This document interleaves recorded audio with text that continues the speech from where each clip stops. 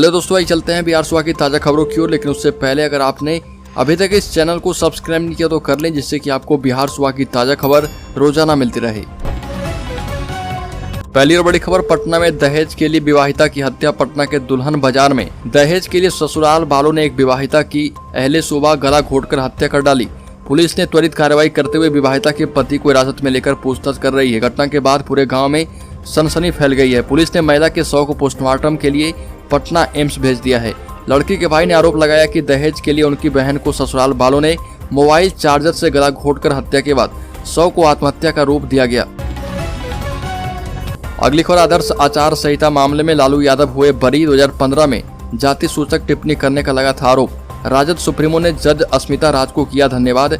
Rajad supremo Lalu Yadav को आदर्श आचार संहिता मामले में कोर्ट से बरी कर दिया गया है। उन पर जाति सूचक टिप्पणी करने का आरोप लगा था। दरअसल 2015 में हाजीपुर के तिरसिया में चुनावी सभा के दौरान लालू प्रसाद यादव पर बैकवर्ड फॉरवर्ड की लड़ाई की बात खुले मंच से कही गई थी, जिसको लेकर गंगा ब्रिज थाना में तत्कालीन राघोपुर सीओ के निरंजन कुमार यादव के बयान पर आचार संहिता मामला दर्ज किया गया था। ऐसे में 7 साल बाद एमपी एमएलए स्पेशल अस्मिता राज के कोर्ट ने साक्ष्य के अभाव में उन्हें बरी कर दिया है। अगली खबर, नीतीश तेजस्वी सरकार ने जीता विश्वास मत। सरकार को 160 विधायकों का समर्थन, बीजेपी का वॉकआउट। नीतीश बोले, ये सब भागने वाले लोग हैं। बिहार में राजनीतिक उठापटक के बाद विधानसभा में नीतीश तेजस्वी सरकार ने बहुमत सिद्ध कर दिया। विपक्ष ने वॉकआउट के बाद भी सत्ता पक्ष से वोटिंग की मांग की। बीजेपी का कहना था कि जब बहुमत ध्वनि से मत से पारित हो गया है तो वोटिंग क्यों की जा रही। वोटिंग में सत्ता पक्ष को 160 विधायकों का वोट मिला। सरकार को ओवैसी की पार्टी AIMIM ने भी समर्थन दिया। विश्वास मत से पहले विधानसभा में जमकर हंगामा किया गया। पूर्व डिप्टी सीएम तारकिशोर प्रसाद ने मुख्यमंत्री नीतीश पर तंज कसा और कहा कि ऐसा कोई सगा नहीं जिसे नीतीश कुमार ने ठगा नहीं। इस पर सीएम नीतीश कुमार ने जवाब दिया और कहा कि मेरे साथ 7 दल हैं, 8वें ने भी समर्थन कर दिया है, सिर्फ आप विपक्ष में बच गए। अगली खबर, बीजेपी ने विधानमंडल में विपक्ष के नेताओं की घोषणा कर दी है। विधानसभा में विजय सिन्हा को और विधान परिषद में सम्राट चौधरी को मुख्य विपक्षी नेता बनाया गया।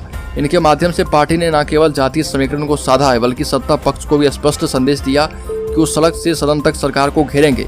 विजय सिन्हा और सम्राट चौधरी दोनों की छवि तेज तर्रार नेता और प्रखर वक्ता की है। विधानसभा अध्यक्ष के रूप में विजय सिन्हा की छवि तर्कपूर्ण बयानों के साथ विरोधियों को घेरने वाले नेता के रूप में उभरी है। विधानसभा में नीतीश कुमार और विजय सिन्हा के बीच हुए विवादों में भी ये स्पष्ट तौर पर दिखा था। बिहार की सियासत को करीब से समझने वाले वरिष्ठ पत्रकार अरुण कुमार कहते हैं कि 74 विधायकों वाली बीजेपी को एक ऐसा नेता चाहिए था जो सामने से अटैक करे। इस स्थिति में बीजेपी के पास फिलहाल जो लॉट है उसमें विजय कुमार सिन्हा सबसे फिट बैठ रहे थे। पार्टी की तरफ से 2 डिप्टी सीएम बनाए गए थे, लेकिन दोनों के पास फिलहाल इस स्तर की क्षमता नहीं थी कि वो सीएम नीतीश कुमार की आंख से आंख मिलाकर बात कर पाए। अगली खबर, सीएम नीतीश बोले 2024 में बदल जाएगी केंद्र की सत्ता।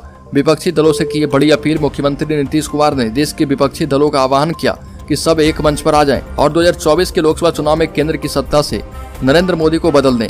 विश्वास मत के प्रस्ताव पर बहस का जवाब दे रहे नीतीश कुमार ने बिना नाम लिए प्रधानमंत्री नरेंद्र मोदी पर हमला किया। केंद्र के विकास के दावे पर यह कहकर मजाक उड़ाया कि काम नहीं, सिर्फ प्रचार किया जा रहा। आम लोगों की आमदनी घट गई है और समाज में नफरत फैलाने के लिए सुनियोजित अभियान चलाया जा रहा। एकजुट विपक्ष ही मुकाबला कर सकता है। उन्होंने अटल बिहारी वाजपेयी, लालकृष्ण आडवाणी और डॉक्टर मुरली मनोहर जोशी के साथ अपने अच्छे संबंधों का भी जिक्र किया। नीतीश कुमार ने कहा कि वाजपेयी सरकार के कार्यकाल में राज्य में महती विकास हुआ है, लेकिन अब विकास नहीं सिर्फ प्रचार होता है। अगली खबर, गया में विष्णुपद मंदिर में राज्य कैबिनेट की एक अल्पसंख्यक समाज के मंत्री के प्रवेश पर शोर कर रहे भाजपा नेताओं के बारे में पूछे जाने पर मुख्यमंत्री नीतीश कुमार ने कहा कि बोगस बात कही जा रही। हम हिंदू हैं तो मुस्लिम की जगहों पर नहीं जाते क्या? हम तो विष्णुपद मंदिर आने वाले श्रद्धालुओं की सुविधाओं के लिए 2008 से ही काम कर रहे। मौके पर मौजूद संसदीय कार्य मंत्री विजय चौधरी ने यह जोड़ा कि अजमेर शरीफ जाने वाले श्रद्धालुओं में हिंदुओं की बड़ी संख्या है।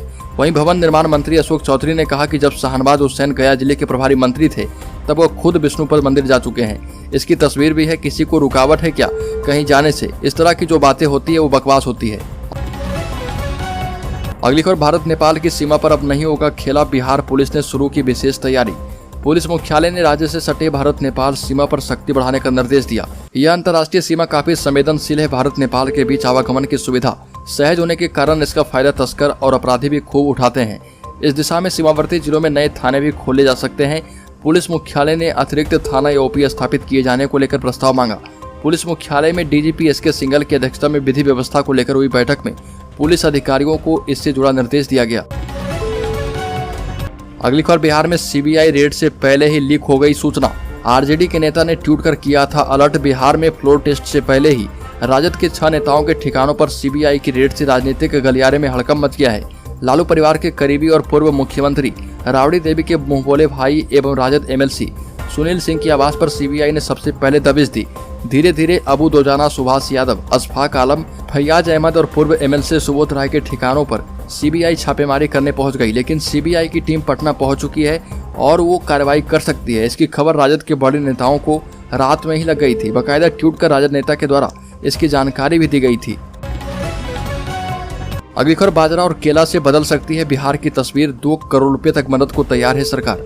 हर क्षेत्र विशेष में कुछ विशेष कृषि उत्पाद होते हैं और इनका निर्यात किया जा सकता है।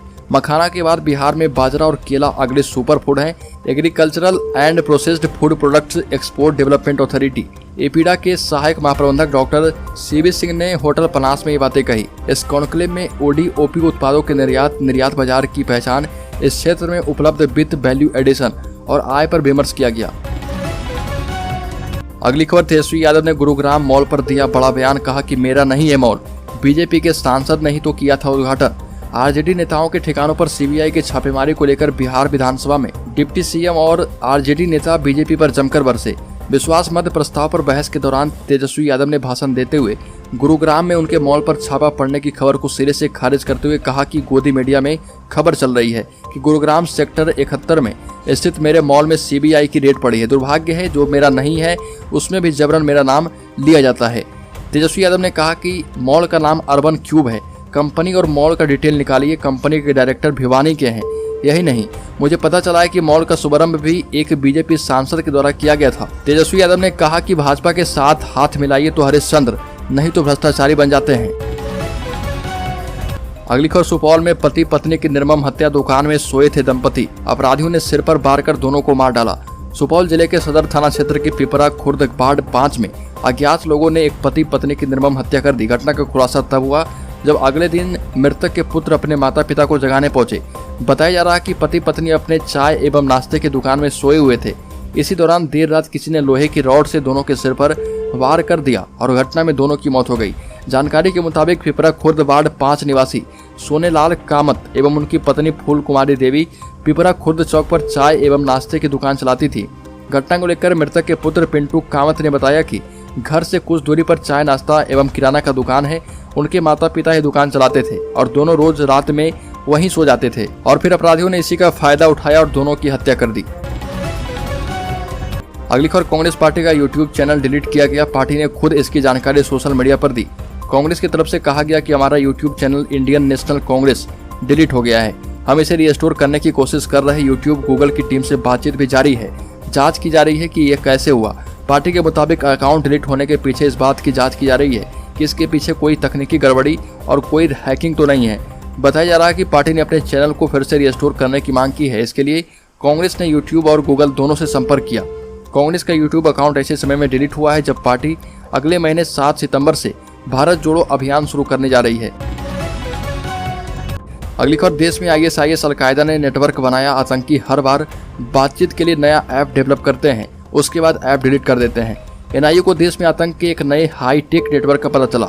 NIA ने बताया कि आतंकी संगठन ISIS और अलकायदा ने मिलकर भारत में स्लीपर सेल का जाल बिछा लिया है। इस नेटवर्क से जुड़े लोग जब भी आपस में बात करते हैं तो उसके लिए पहले एक मोबाइल ऐप डेवलप करते हैं।